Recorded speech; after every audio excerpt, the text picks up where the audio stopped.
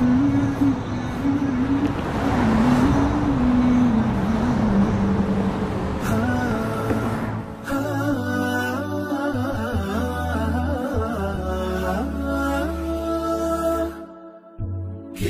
الله للأرواح نور.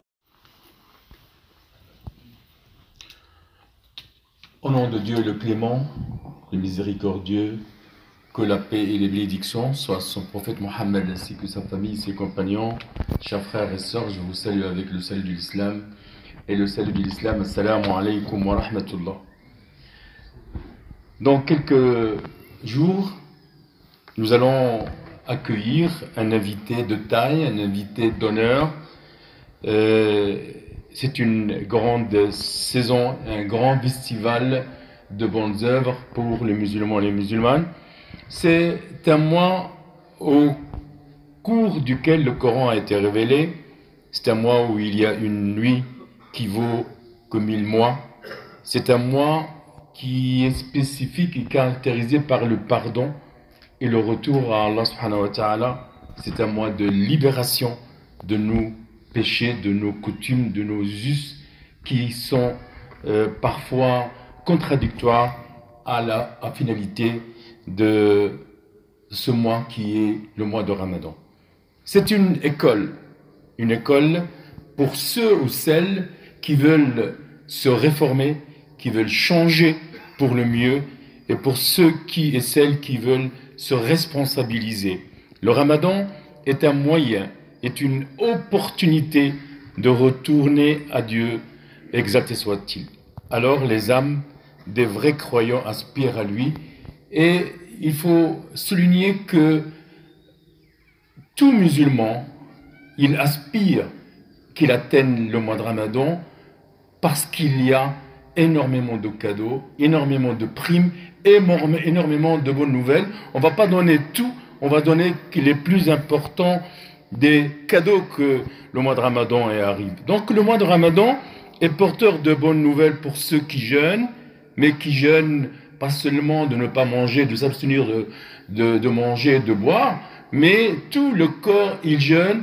Donc il y a deux côtés à ce jeûne, et pas seulement le côté qu'on a l'habitude d'entendre, mais c'est un changement radical à nos habitudes durant les 11 mois, et le jeûne du mois de Ramadan, il vient nous faire changer nos coutumes en meilleur.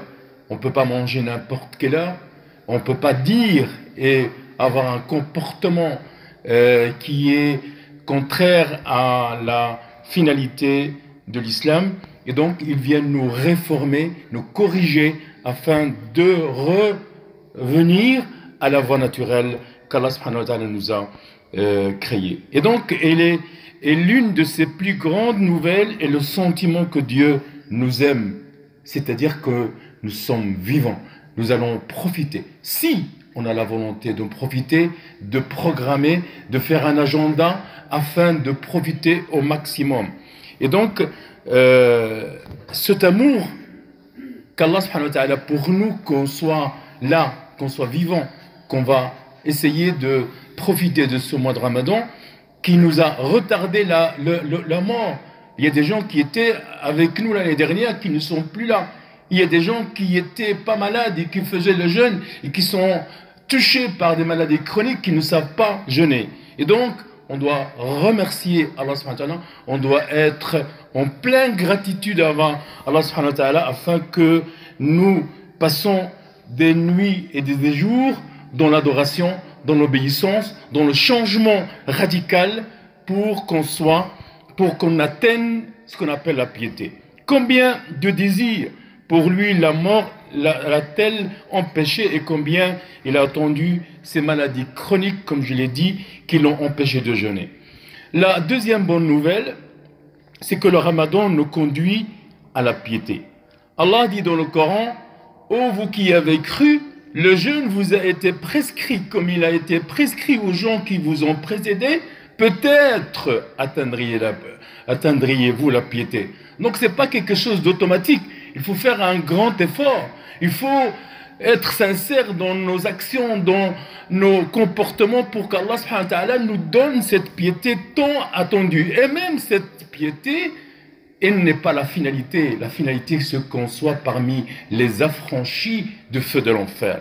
Et donc, la piété est un outil pour arriver à la proximité d'Allah subhanahu wa ta'ala, à la satisfaction d'Allah, à la bénédiction d'Allah subhanahu wa ta'ala. La troisième bonne nouvelle, le Ramadan est l'occasion de rattraper, de remédier à ce qu'on a perdu, à ce qu'on a laissé tomber, le manque d'actes cultuels, d'actes de dévotion qu'on n'a pas fait pendant les 11 mois qui sont passés. C'est une occasion d'expiation, d'effacer l'excès de péché et de déviance par rapport à ce qu'on a fait.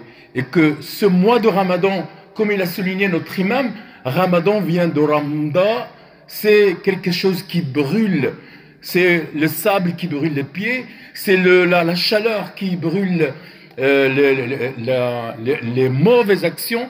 Et donc le Ramadan, c'est extraordinaire que la racine du mois de Ramadan vient expier, vient effacer nos péchés.